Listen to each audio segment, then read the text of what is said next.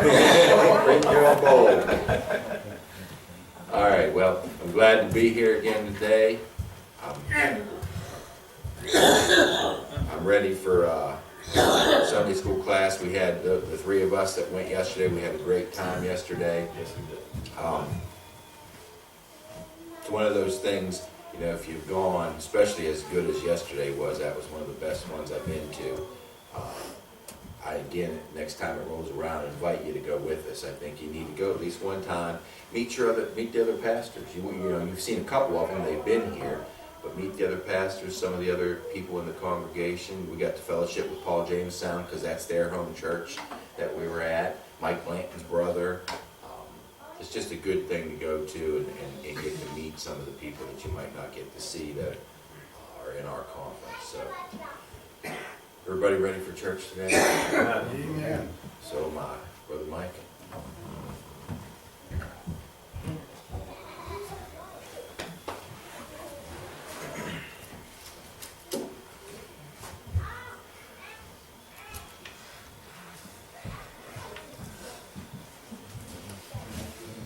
We, in chapter 9 of the book of Genesis, last week, we talked about the curse that Noah put on Canaan, the son of Ham, because of how he treated his father. We talked a lot about naked and defenseless, and if it's okay, I just want to, you know, in reviewing what we learned last week, we should take that.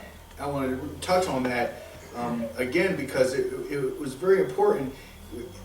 In the real time, it was talking about Noah was obviously naked. He was naked. He was so drunk, he went in there, he passed out, he was uncovered, he was naked. So that's the physical state. But in the Hebrew, when we looked at that word, it also meant defenseless.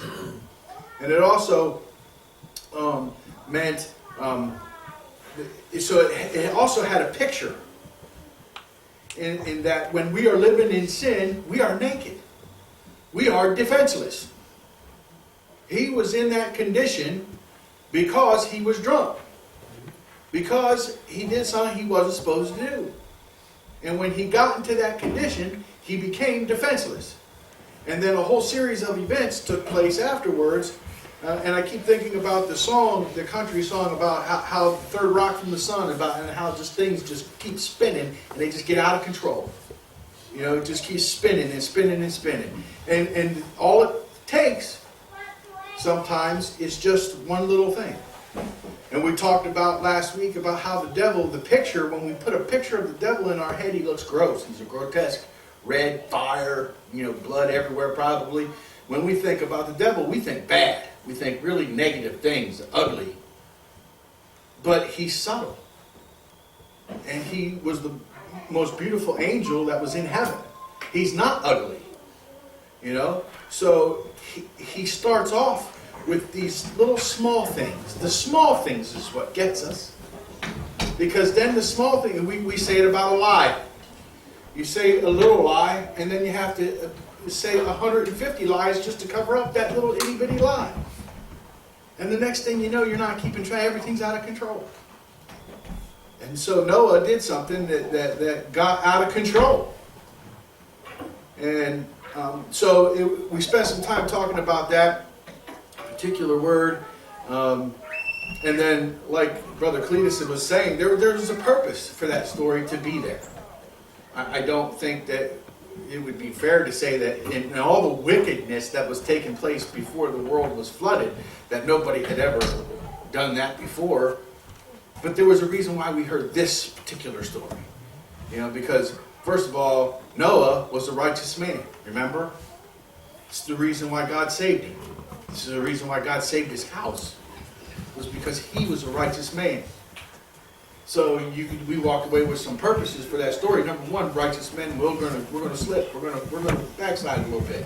We're gonna make mistakes, but we got to get right. You can't just allow one mistake to lead to another mistake. You don't just throw your hands up in the air and say, well, that's it, it's over, I might as well just go all the way now. No. Catch yourself, stand back up, get back up on your feet. So we learned that. And then obviously we learned about the drunkenness, and we talked about that story being a foundation for honoring your mother and your father. There's a right way to handle things and there's a wrong way to handle things. And for you to go out there and spill your guts, we talked about gossip. Because that's what he did. The minute that he left that tent and he went out there and started talking about his dad to his brothers, he was partaking in gossip. And we talked about how that destroys things too. Because you don't always know what you're talking about.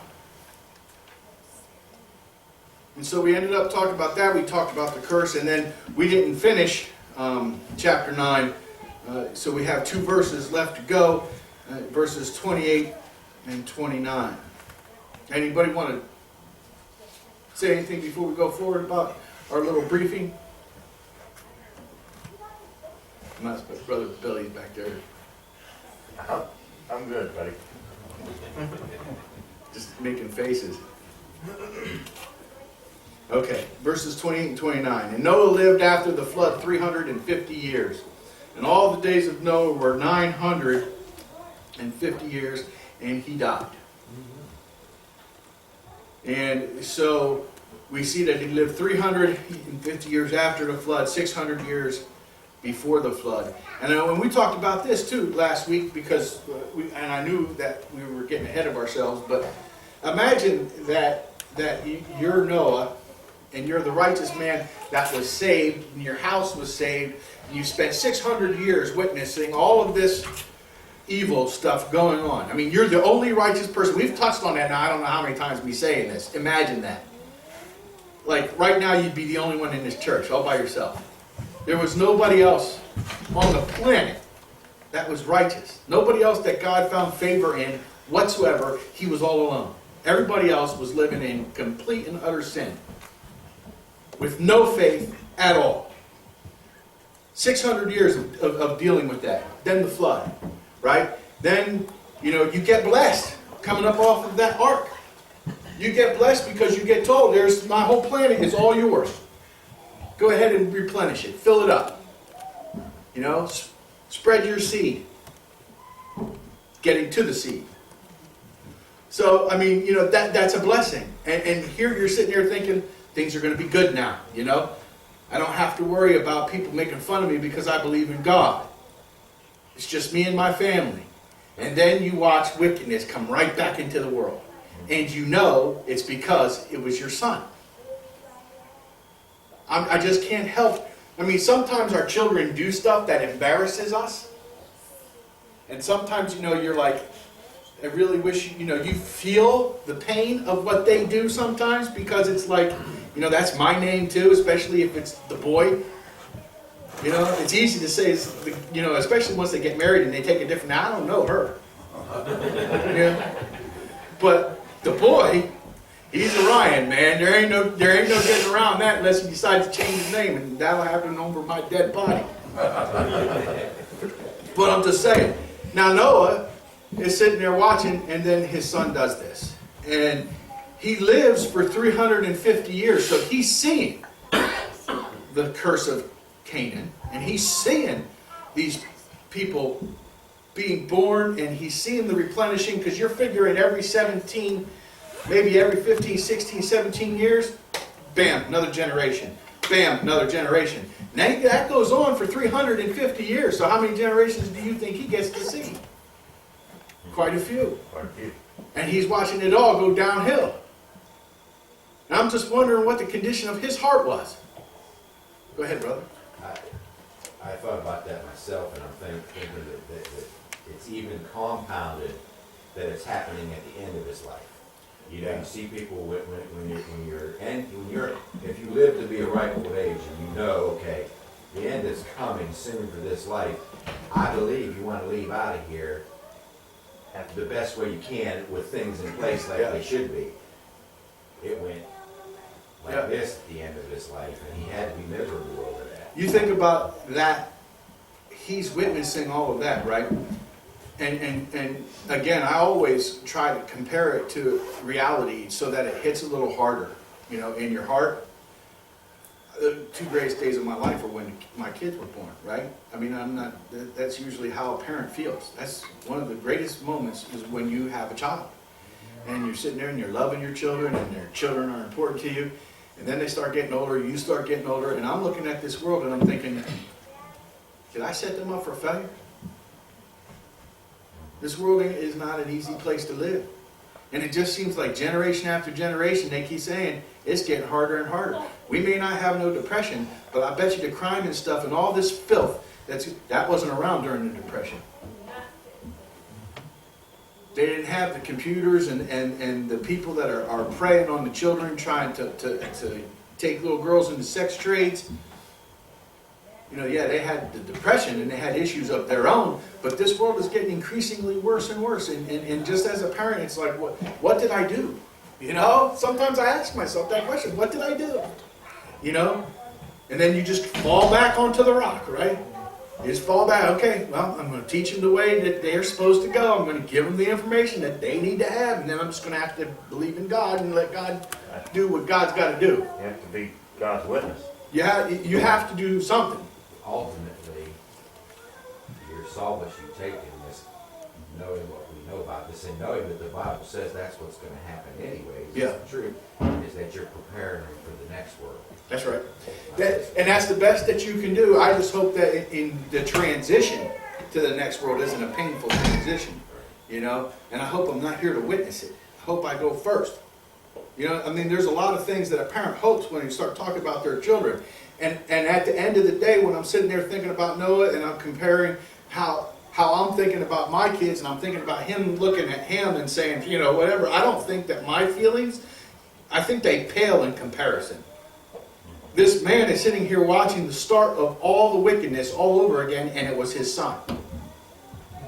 I think that buried him. You know, I think that had to be heavy on his heart. Even though we know that God should come first, I don't think it's easy for a parent just to cut your loss. I was joking when I said that about the daughter stuff. It's not easy for you just cut loss and say, okay, you're such a bad seed that I'm walking away from you, my friend, because I got my eyes focused on a bigger prize. That's hard to do, you know. It's hard to sit there, when we sit there and say, do you realize, husbands, that you don't serve your wife, you serve God, and if you're serving God, you'll be serving your wife. The wife, when we talk about serving the husband, you're not serving your husband, you're serving God. And if you're serving God, you'll be serving your husband. And it's the same way. We go to work, if you're reading my posts, when you go to work, you should go to work with a happy heart because you're serving God. You don't go to work, you're going to go to work and you're going to be obedient and do what the boss tells you, but you go to work because that's what we're supposed to do. And while we're working, we are a living example of what a Christian's supposed to be. Why? Because God comes first. That's right. But you can't tell me that his heart didn't hurt. So much so, when you think about it, that he placed a curse. Yeah. In this life, when we think about what our children do, even when they do, some of these parents that have lived with children that have done the most heinous thing that they could do, they would still do anything they could. They would. Yep. He felt so. What you're talking about was so Significant. Yeah, it's that huge. the curse is placed, Yeah. That would be hard, which is purpose. hard to do. But Let me tell you, that would be an extremely hard thing to do. To point Yes. your finger at one of your children or one of your children's children and say, I am sorry, but you are cursed. yeah. Yeah. You are cursed from now on. Yeah, because it wasn't a punishment for a week. And he didn't even punish his son. He punished the grandson.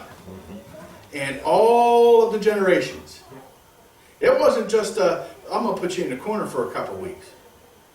You know, now, and then taking that into consideration, if that happened to me, if my dad would have cursed my son, whom we talked about this. There's a lot of speculation as to whether Canaan was there or not there, had been born, hadn't been born. The Bible doesn't say that. It just says that Ham caught him, went out and talked to the brothers, and then Noah immediately I almost gave you more ammunition. Noah, I seen them out. you saw that, huh? Yep. I had to stop myself quick, man. But then Noah skipped him, and we talked about the reason why for that was because when they got off the ark, everybody was blessed. Noah can't curse Ham. He's blessed by God. So he goes to the next generation. And it's forever. Because the purpose that we were reading this story was so that when we get to the Canaanites, we understand why all of that's happening. You have to know this story if you're going to read further to understand what you're reading. Yet, although the curse was placed on his, from the grandchildren on, if you were alive... Of Canaan. Yeah, if you were alive and knew... See, his son lived the rest of his life knowing that curse. That's where I was going, and I kind of like, once I made my slip and worried about you more than what I was doing, I lost track. Be Ham for a minute. Put yourself in Ham's shoes. Okay, so I did a mistake. I made a mistake. That's sound familiar? Noah made a mistake. Ham made a mistake. Now, as a result of his mistake, 25% of his lineage is done. He knows. And he knows it. Now, at that point in time, you know, I don't know that I got you, brother. I don't know that I would have that child. Why have the child when I know I'm bringing you in and you're just going to get cursed? And everything you do is going to get cursed. And every child you have, and every grandchild you have, and so on and so on. I'd be like, oh boy, what did I just do? I just condemned 25% of my lineage. Brother. I wonder what a generation was in that day. What did it, what did How many years? it consist of? Yeah. Well, for me, go ahead, brother. I just it just happened I was watching a show last night, how the universe was made or something like that on the Science Channel. And it was speaking of the early days of the earth. And in the early days of the earth turned faster. And it was actually a 6-hour day or a 9-hour day, something like that. From daylight to dark. I just wonder if that might be part of their age getting bigger, you know what I mean? I have no idea. I understand what you're saying. I hear you. First of all, I wouldn't be watching the Science Channel. Well, Second of all, let's watch the Bible Channel. okay. But again, I'm going to go back and ask you the question, what does the Bible say? Well, there's something in there where it said that God made the years longer, the days longer. I forget what generation, but it used to be like a year was 360 days. Or 12 months, 30 days long. And then it said that he made them longer. Then what happens? And then what happens is you have the Catholics come around and they want to change the calendar. Anybody else? I know that our generations nowadays is about 70 years. If you live over that, you're blessed. You're blessed. I consider a generation like every time someone new is born. Yeah, it is. I mean, that's a generation to me. I can- How many you got? How many generations? Well, you got 3 generations. You got Brother Golden sitting there, and then Brother Dennis, and then Right. his daughter. That's 3 generations right there. That's 3 generations. And see, they can come to my house, I can have 5 generations at one time. Right. Now, what I'm saying though, and there's got to be something to the years, you know. But I mean, taking the Bible for what the Bible says, he lived for 950 years, and we take that at the time of the ark, it was just husbands and wives. There were no children. They didn't have any children on the ark. So when they got off the ark, Yeah. you know, Noah had his sons. He didn't have any grandchildren at the time. So then from them 350 years, if you think about every 16 to 17 years, a generation is spawned, whatever 350 divided by 17, let's be fair, say 17 years old, somebody, I mean, they were getting married at 13 and 14 years old. So I don't know however you want to do it, but whatever that turns out to be, if anybody's got it. How many different generations could he have seen? Thomas, do the math for me. Got your thing? Yeah. Do Okay. 315 divided by 17. 350. 350 divided by 17. Yeah. Huh? 20.5. So he'd see 20 generations. Oh, yeah, a little more, yeah. Yeah. And so if you get down to the last generation, you know, the first half are adults. So he's watching things unfold quickly. For Ham, and the Ham's family anyway. So I mean, that just to have to witness that. And we get crazy when we witness our kids talking when they're not supposed to talk. Shh. Yeah? Put you in the corner if you don't be quiet. We're trying to find where the mother's laying. I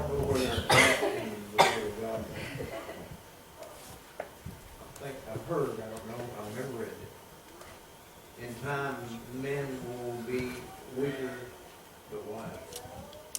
Men will get weaker but wiser. We are weaker in our generations than they were physically back then. See, they labored hard back then, and they were stronger, their bodies were stronger.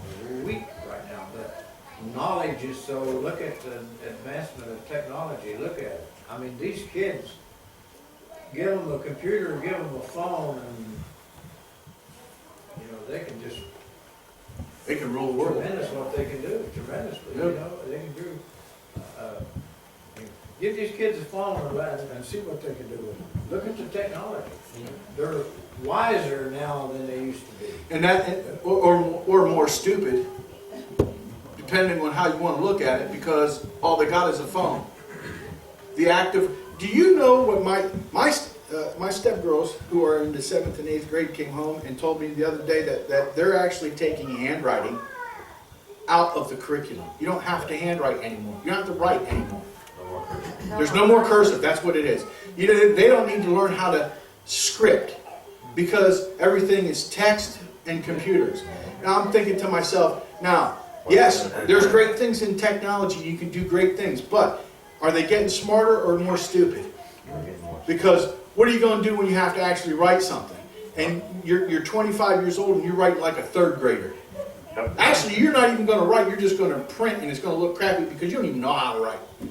In my brother's kids' school, the kids told me that they're not allowed to take home their textbooks and do their homework. You know how you used to get a paper with, we had to read the book, Yep. find the answers, write the answers down on the paper. Yeah, you had to do a lot of reading to do homework back in the day. Because the point was the to make answers you, weren't on the computer. the point was to make you read the book. Yeah. But now they want you to look on the internet. You're not allowed to take your book home because the answers are in the book. And so then that's where it becomes a problem when I want to ground my children from the computer and then have to say, well, except for schoolwork. Because Mike's the kind of person that will write the note to the teacher letting them know that they can't control my house and that they're grounded from the computer, so give them the textbook. Yep. Because there will be no computer, you know? And then the girls are like, well, what am I going to do? Your school had a library, don't it? You know where the public library is, don't you? If that's where you need to go. See, it's just out of control. And we're sitting here watching it. But you know, there's, like, you know, brother said, there's good technology in computers. I'm not going to knock it You know, they say completely anyway. the knowledge of the world, you know, used to rotate about every 70 years, like it would double, you know. And now they're saying it's like every 70 minutes, it's double because of the electronics. Yeah, because imagine, you know, I watched the television show and I don't know if it was the Science Channel or not. What I do know is that it talks about how we are killing ourselves with this technology because we make things so that it goes faster. So we're preparing food in a way that it can be microwaved in 30 seconds because we don't cook anymore. You know, we need microwaves, we need toasters. We used to use things called stamps and envelopes to communicate with anybody. Now we need to have a fax machine that communicates just like this. Email. Go ahead. I was gonna say my daughter with computers and everything. I tell them never believe anything you see. Don't take it that serious. But my daughter was really believing that mermaids are real. Did she watch that show? Well, on no, the she saw it on, she Animal was like, Planet? she was showing me stuff on the computer, pictures. She said, look, this is, I'm like, honey, Yeah. you can't. Well, you know what? It's awful convincing because somebody has video. There's some things that trick me, and then I got, it's debunked for me. I'm like, you've got to be kidding. There is a theory in that man came from apes and all, you know, the animals that through evolution because we were part of a water tribe. Yep. Because of how certain primates made their way down to the. I'm pointing at my son because we have this thing about in the house. It's the word primate and it irritates me. So the webbing in our hands, which I don't. I have a hand and I don't see webbing, but somehow or another, this little itty bitty, and I'm talking little itty bitty piece of skin that's in between my two fingers, like it's not supposed to be there. Somebody wants to call that a web, and that somehow way back when I was Aquaman, you know. And there is a show on the Animal Planet about these divers. They were in a submersible, and they saw a mermaid, and they watched it swim through right in front. So they're trying. They used all of this to try to prove, which is why I say don't watch the Science Channel, that we came from some water tribe of an ape. I just have to say, we correct you. Aquaman is my favorite superhero. He had legs. He had legs, he was not a fish. That's true. He did have legs. What is what He just had fins for feet. We're getting farther and farther and farther from the truth, and they want us to, you know, twist things now, make us believe things, just like This isn't gay marriage, and it's. whoever. It's all okay. Yeah. I was Just told, said, I actually got yelled this at by a kind of lady, like, and she's what's like, that really what? you have to love them. I said, I do love them, but I can't support it. Yeah. And I was a bad person for that. Yeah. I was. Well, and you know the Bible says that you're going to be right. You're going to be persecuted in His name. So, Well, and then she said, she goes, I don't ever have to answer to God. If they do that, I'm like, what? well, yeah. I was a little blown away by that. There will I be a had day. to walk away from this lady because, well, I was getting too upset. You will, I had, you will have to answer to God for that. yeah. For not saying, hey, I couldn't believe I'm she sorry. said that. But I mean, we're thus saith the word of God. Yeah, you're supposed to speak. Good morning, brother. trying to get rid of it completely, I think. The word. Yeah. Go ahead, brother. Well, that thing with the internet and computers and looking up, it's just like what you're saying about them stopping teaching writing. Apparently, they're not continuing on to teach people what we used to know about books, that there are nonfiction books. And You know, nonfiction books. I don't know if I don't know how anybody in this room feels about the teachers, and if you know teachers and teachers unions and money and all that other kind of stuff. But one of the banes that I have with our public education system, which really isn't public, it's private because we pay for it, is that I don't want to pay you an enormous amount of money to teach my kid to a test. Because that's what's going on. They teach to a test. And they don't teach study habits anymore. They throw out everything and it's just to a test. It's because in 1979, the government. Was that Ronald Reagan? The education. Just question it. I'm not sure, but that's when they became a Department of Education. Yeah, there's too many departments in the government. But my point is there's a lot of things that are getting missed from school. A lot of things. You know? And I don't consider when I was in school, I don't consider that all that. I mean, 25 years I graduated. This year is our 25th high school reunion. But I'm not going to. Huh? Do you need prayer with all that sigh? I'm not going. I'm not going. I'm sending them my picture and they can put it up on the screen. That's good enough. I'm not going. But I mean, it's huge, vastly different in just 25 years. Just what they know. And we're sitting back watching it unfold. And again, compare everything that we do feel about it to what Noah was experiencing. That's the whole gist of this. Here is this man sitting back watching these generations come into existence and going through all of these changes, and he's watching. He just watched everybody die. He just watched the entire world get wiped out. And I know that, we do this to try to put ourselves in those shoes, like Brother Cletus says, and that's great. But I can't put myself in that shoe as far as what that looked like, because I didn't watch everybody die. Everybody I love is still here, and there's more than one Christian in my presence and in my inner circle. I have more than just one beloved Christian in my life. This man was all by himself, and he watched everybody die. And then he spent a year on an ark. And I already told you that if it was me, as soon as that hit ground, I would have been off of that thing. Let alone sitting there for as long as he did, waiting for God to tell me what to do. So, there was the picturesque of obedience. This guy is watching all this. And then to have to go through all of that, experience it. Not read about it, experience it, and then watch it start all over again. Unbelievable. I'm sorry, brother, I don't know how to put myself in those shoes. That's unbelievable. Before we move on to chapter 10, is there anything else? Closing out chapter 9. Go ahead, brother. In order for this, we're seeing everything that occurred with Noah. Just like I say, there are reasons. God did all this with Noah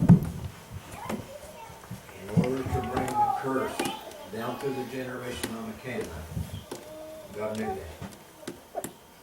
I'm not trying to get ahead of you, but down through the generations, the Canaanite nation will be completely destroyed. They have to be. That's the curse. That's it? That's the curse that will be fulfilled when the Israelites enter the promised land. And I'm getting ahead of you a little bit, but we'll know that. That's the reason why the curse comes. That's the reason for all this. Which just goes to show that again, we talked about, when we were talking about the Noah being on the ark and the fact that God had his hand on all of that, because how does a lion for a year not devour not only man that was on the ark with him, but all of the other beasts that he was devouring anyway? Go ahead. This point that Cletus has been making since you basically started into this about the purpose. The interesting thing about it, though, is, and you've pointed it out in your whole Sunday school class, is the end result with the curse and the Canaanites was his purpose. But because God's so perfect. See, if it's God, and he wanted to take care of the Canaanites, he didn't have to do it this way. The reason I believe he did it this way is exactly what you're doing in the Sunday school class, because there was a whole bunch of other stuff we would have learned along the way. The end result was the Canaanite curse, and that had to happen, but there was many other things he wanted us to know as people, which you and not to get ahead of any other further teaching, but what he wanted us to learn and know is that when his seed came, when Jesus Christ came on this planet and he walked this earth, there had to be enough information for him to teach, to be able to say, this is God's plan and I'm here to fulfill that plan. And then there had to be, the Bible had to be written for us, because we sit there and we have to believe in the seed. Why should we believe in the seed? Well, because since the beginning of time, this has all been a part of God's plan. And this is why God is so perfect. You get, I mean, when you really think about it, if somebody comes up and doesn't believe in God, that's not a small conversation to have with somebody. Because technically, you basically have to teach them the Bible. Because if you start from the end, you're messing it all up. Yep. We throw things at people when they ask us about God, and they want to try to tear down our faith and our religion and our God, and we just throw this from John, or that from Hebrews, or this from 1 Corinthians, or whatever. We just throw quotes at them and we argue with them. But what a person needs is from day one from the front cover to the back cover, in order, they need to know what God's plan is. And this is all a part of his plan. But will they listen to it? They won't sit there long enough. I mean, so I'm saying we're doing what we have to do. I'm not knocking that. But what I'm saying is we what you just said is all of this. Did you get it? No, sorry, I'm so sorry. It's okay. I just don't want you falling out. I know you've been sick. Okay.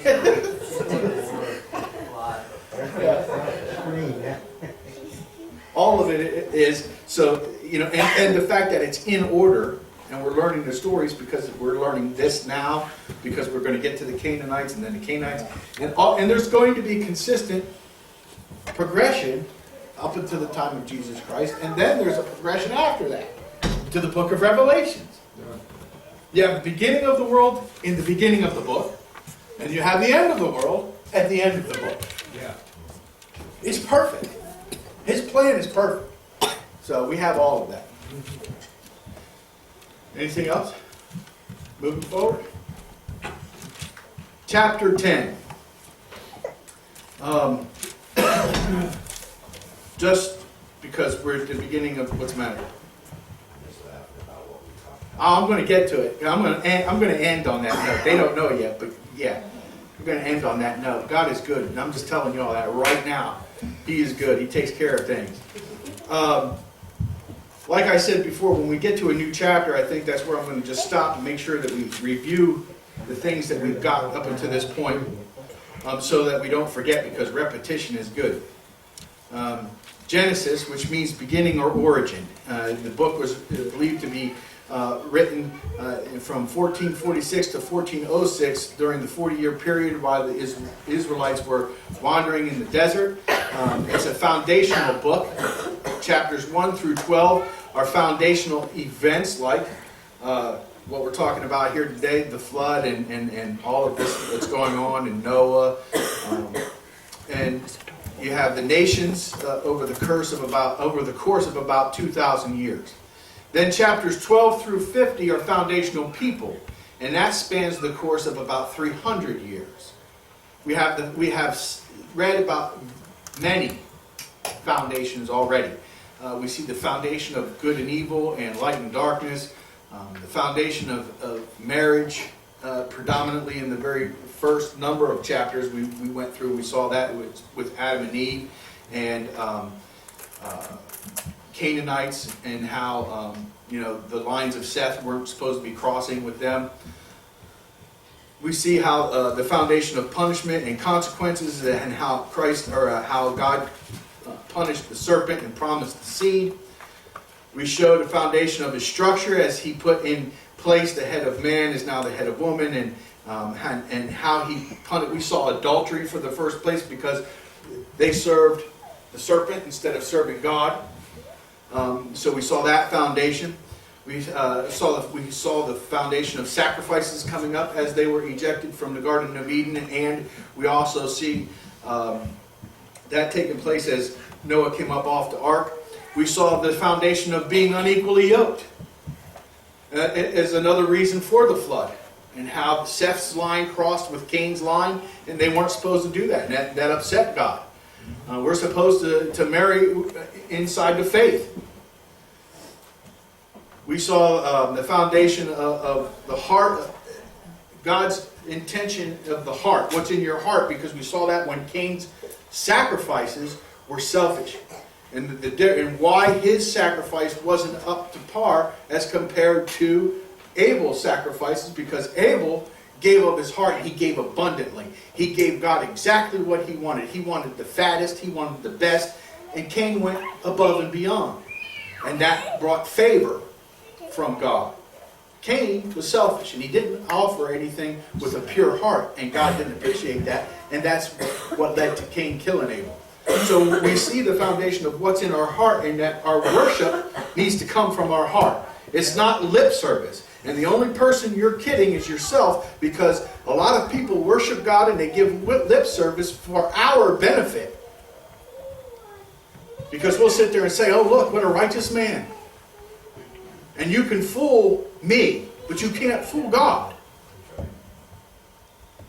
And there's a lot of people we talk to, and I see on Facebook, and I've been putting posts out there a lot, lately, especially lately.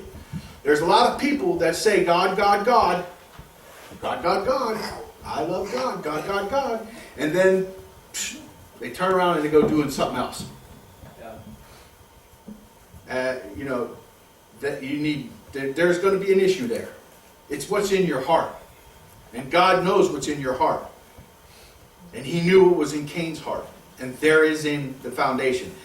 We have the foundation of separation from the world, from his displeasures with the righteousness that was going on between Seth and Cain's ancestors, to the point where God wanted to eradicate the world.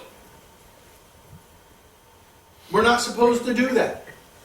If we are a member of his family, we are not supposed to be a member of the world.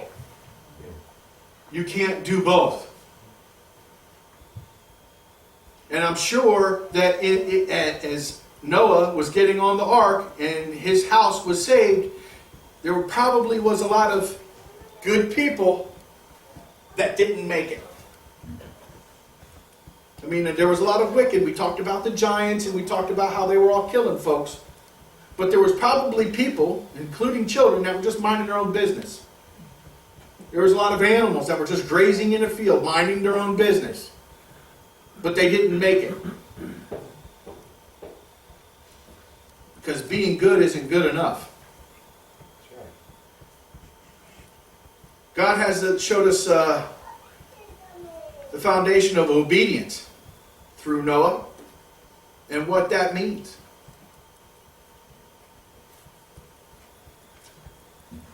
And I personally think that he's also showed us the foundation of the defenselessness.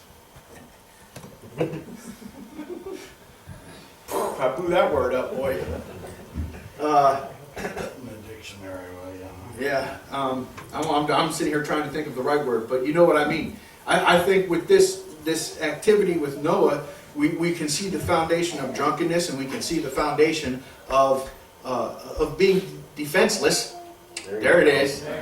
There, that's it. Defenseless when we're in the state of sin. When you're in the state of sin, you have no covering.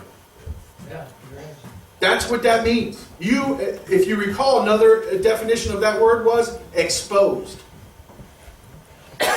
When you're in the state of sin, you are exposed. The homosexuals. You know what? You can be a good person. I'm not saying you're not a good person. And I'm not saying you can't come in here. And I'm not saying that I don't love you. I'm not saying that I won't talk to you. I'm not saying that I won't treat you like I treat everybody else, because I will. What I am saying is that you need to cover yourself up. Because right now you are defenseless. You are exposed. And if that doesn't mean anything to you, how about the attention you get just for being a homosexual? We're talking, this is an issue. Why is this an issue? Because you are not doing what you're supposed to be doing. Anytime we don't do what we're supposed to do, it becomes an issue, does it not? I don't pay my bills, I'm going to get exposed. Somebody's going to come after me for some money. If you're not leading a sexually moral life, something's going to happen to you.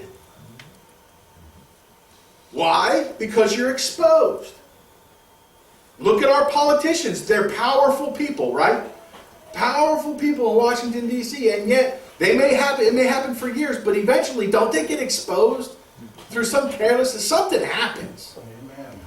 And sometimes it's pretty stupid what happens. It's like really small. But then everything just blows up in their face.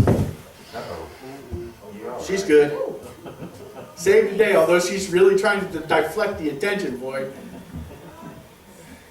But is that not true? That's true. Because you're exposed when you're out there. You're out there on that flagpole all by yourself. And we see that in Noah. This is the example of that. If there's a reason why you should want to get yourself right, read Noah. Try to be Noah. Figure that one out. And put it in your heart, everything that we just talked about. So, there we are up until chapter 10. Let's see. Chapter 10 is going to talk to us more about the three sons of Noah. And that of them, quote, of them the whole world, the whole earth is overspread. Genesis 9:19, and then in 9:1-7, the fruit of the blessing. Remember, they were blessed with the responsibility to replenish the earth. Chapter 10 is going to tell us what happened. That's the lineage. This is why chapter 10 is here. It's going to show us that that took place. Okay? The generations of the son of Noah is also known as the table of nations, because from Noah's sons, the nations come into play. So we're also talking about that's another, if you want to Google something like that, the table of nations is what it's referred to. And so, verse 1, now these are the generations of the sons of Noah, Shem, Ham, and Japheth, and unto them were sons born after the flood. So there answers the question. Canaan could not have been with Ham when he was in the tent, because they were born to him after the flood. Well, I guess he could have been. I guess it just depends on when Noah got drunk. Okay. Yes, by all means. Brother Mike, you know, it mentions sons born unto these folks. It don't mention, I never seen in this particular part here where there was a daughter born to these. Yeah, well, we focus on the male of the generations Right? because that's the line that brings us to Christ, Yeah. not the daughters. Which is why, if you want to know, when people get married, they take the man's name. Yeah. Is it law? No. It's not law that you have to take the husband's name. He can take yours if you want to. But from the beginning of time, that's how they tracked the lineage, was through the male. Yeah. Everything stayed with the male.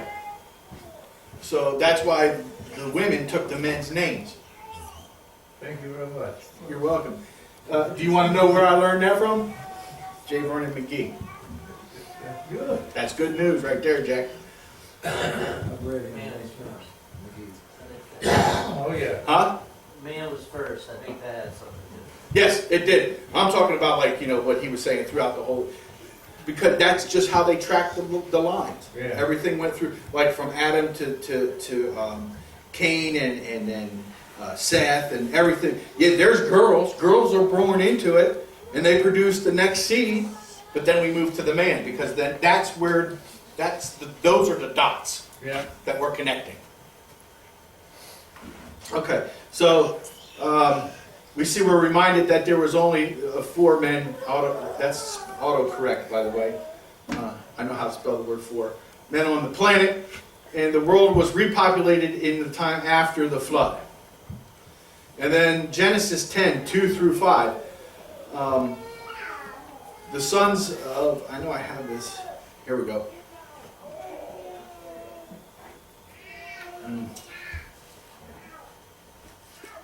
The sons of Japheth are Gomer and Magog, and Madai and Javan and Tubal and Meshech and Tyrus. And the sons of Gomer, Ashkenaz and Riphath and Togarmah. And the sons of Javan, Elisha and Tarnish, Kittim and Dunah, Dadanim. By these were the isles of the Gentiles, divided in their lands after everyone after his tongue and after their families in their nations. Some word study: Gentiles. The original Hebrew is goy, and it means a nation, a people, usually of non-Hebrew people. In a swarm of locusts, it also means. Tongue is lashon, and it means tongue, the tongue of man or the tongue of animals, the tongue meaning organ of speech. Families is misbaha, and it means a clan, a family, a tribe, a people, a nation, a guild, a species. And nations is, if you notice, the nations is the same as Gentiles. And it means the same. It's goy, and it means a people, a nation. And nations, and there's generations of Japhet attributed to the reason we're only seeing like 5 verses on Japhet is because they went north. They went up into Europe. They became the Gentiles, meaning they weren't in Israel, so nobody really paid attention to them. So that means nobody really knows very much about them. They didn't stay on the Gaza Strip. They didn't stay in the land of Cush and all of those. So they continued to travel. Go ahead. But that right there answers the question. Because I have had a lot of people ask me the question, was there somebody besides Adam and Eve that Gentiles came from? Because they always, I have heard it said that Adam and Eve were the beginning of the Jewish race. But there was, the whole question of Lot took a wife. Yeah. And all that stuff. Yeah. There's, when we start reading about the Tower of Babel, you're going to see that God then intentionally confuses people by diversifying the languages. Okay? With Japhet moving far north, and we're talking about over time, obviously, a lot of things could have changed on their own too. They're going to have new experiences and things evolve. I mean, we've managed to murder the English language ourselves just since 1776. So, I mean, we've done a lot of damage to the Queen's English. Okay? So just in that present example of what we've done, imagine 1,000 years of them traveling up in the north. But they've traveled so far north that they got out of the vision of everybody that's still in the peninsula, Africa, Turkey, all of that, in the Middle East. Because we're talking about Europe. Yeah. They traveled Spain, Italy, Europe, all of that's where Japhet's generations went. Yeah. Right. I just wanted to point that out because I was. There's a lot of theory that weeks this. back. Yeah, that there was more people on the planet. There's a theory that the flood was local and it wasn't global. Yeah, but that proved that theory wrong. Right. Because And I'm going to tell you, Noah came from Adam, and all Gentile nations came from Noah. my son pointed this out, and he's right too. Christopher Columbus did not discover America. It was discovered a long time before that, because people traveled over the Bering Strait and came down and they discovered America. And I don't know their names, so don't ask. Japhet. Go ahead, brother. Brother Mike, most of these names here in the Word of God, they made cities, and they named the cities after some of these people. Yes. Well, it's funny that you say that because I have the maps right here. And like you have Elisha. They don't know, in my reading, and what I have read, they're not exactly convinced that places were named after individual people as much as maybe a person's tribe. So, like you have Javan was one of Japhet's children. And then he had a son, Elisha. And from Elisha, who probably settled in the area of Elis, they named an area where you can see over here. Can you see it? Mm-hmm. Over here? Elis. They named that area after his tribe. And that's how they started naming things. Yeah. Yeah. But I'm going to stop there because it's 10:58 and I'm going to share something with you. Last night, I didn't even get to the parts that I got distracted on because we're going to talk about Nineveh. And if you want to research something that shows why the Bible is true, because remember we talked about that, about as time keeps going on, they keep unearthing stuff that's described in the Bible. And Nineveh is a land in the Middle East where they find a lot of stuff. It's rich with a lot of artifacts, especially tablets that still have the original language, which they compare to the Bible, and they say, oh look, it says the same thing. What an epiphany. But they find that stuff. And I got sidetracked. My kids are sitting right back there. I ignored them all day because I would go and I would read this and I would read that, and I'm just thinking, because chapter 10 is nothing more than these are their children.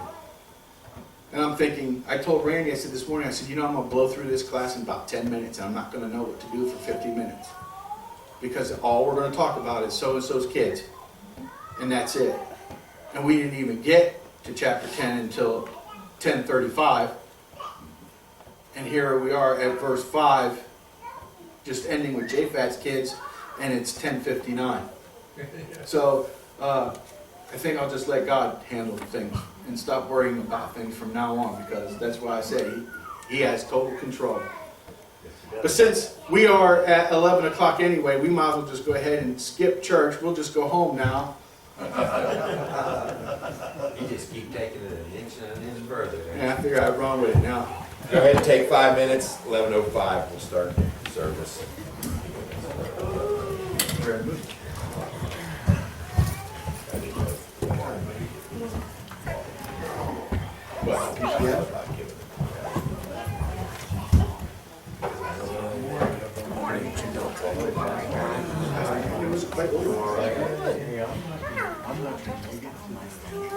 Good?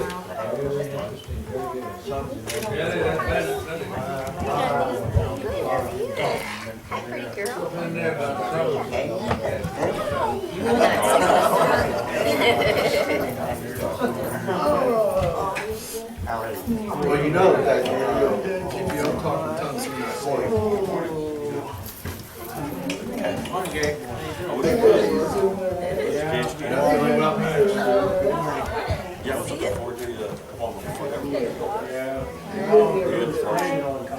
Like that purple cat? Come on in. Oh. Hair's so thick and full, she's got your hair. Pretty. She don't like that clip in her hair? Where's Sissy? The lineage of Christ came through Shem. Shem, yeah. Huh? Okay. Abraham. Yeah, it came to Shem. The lineage of Christ came through Shem. Okay. 30. Okay. So you're not how old? Yeah, I'm not. Son. I like A baby. Yeah. Yeah, I got friends coming. Oh, she took off. Yeah, I don't. I've been going down I there. thought it was nice for you to There you go, fall asleep. Yeah, that's what I do. That's usually what happens. That's a good thing, you know. Yeah. Tub just laying. Okay, well, maybe next time. We're gonna start Yeah, planning, I I'm think, sure doing you'll some be going things. down. Yeah.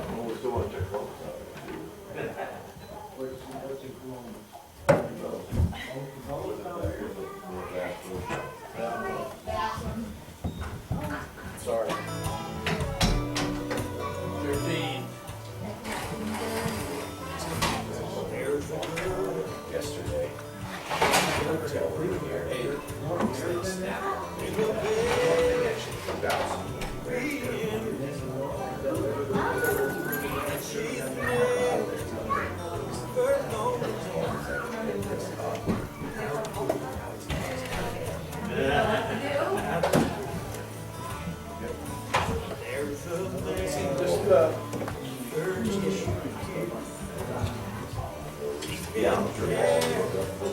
Yeah, I've never been to one that's longer.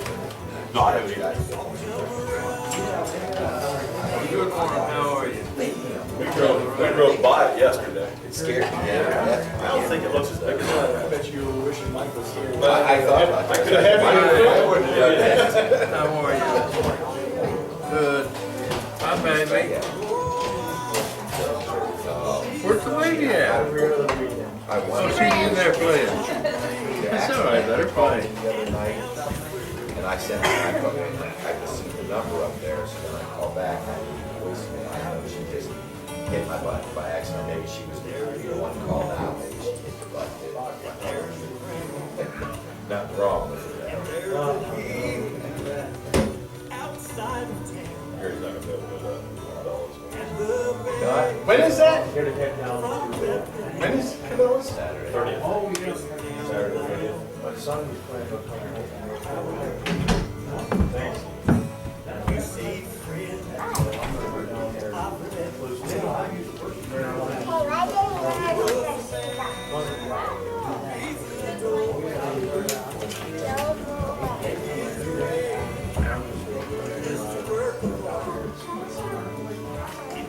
Once you stole by, seen a bunch of other stuff, so Where's he at? It was something. Yeah, I heard it.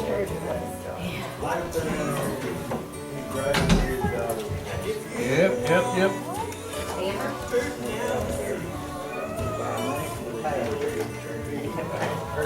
Yeah. No, I got about a minute left.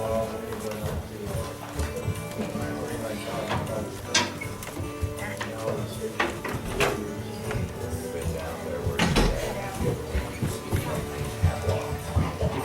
Right outside. There's some cherries.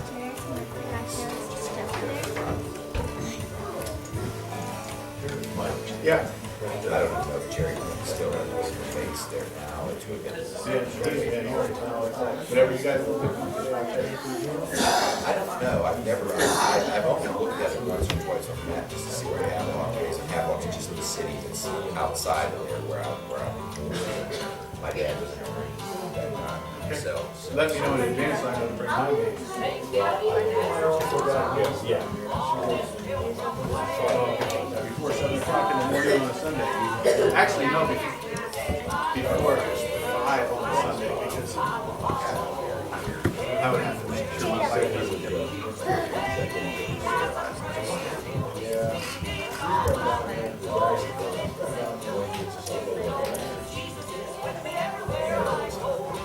This here?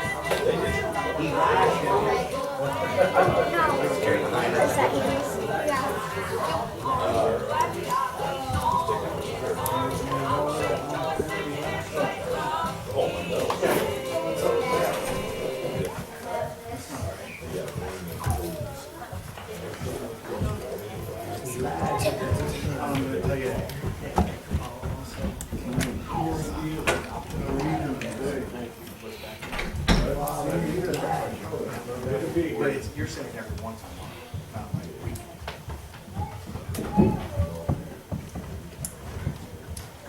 That's when we're.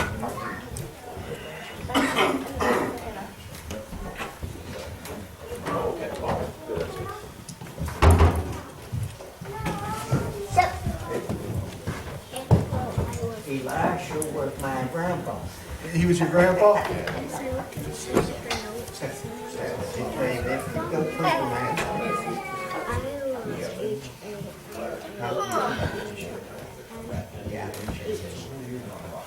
And then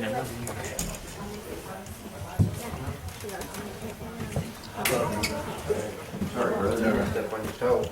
My I'm gonna say grandfather eight. was George again, or 8H. Good morning. Morning. We'll start church on that note. George Washington. And then How's everybody today? Fantastic. It's good to be in the house of the Lord today, isn't it? Amen. Before we get a song here, I want the church to know that there is bread and buns back there in the fellowship hall, in the freezer, and the refrigerator. Help yourself.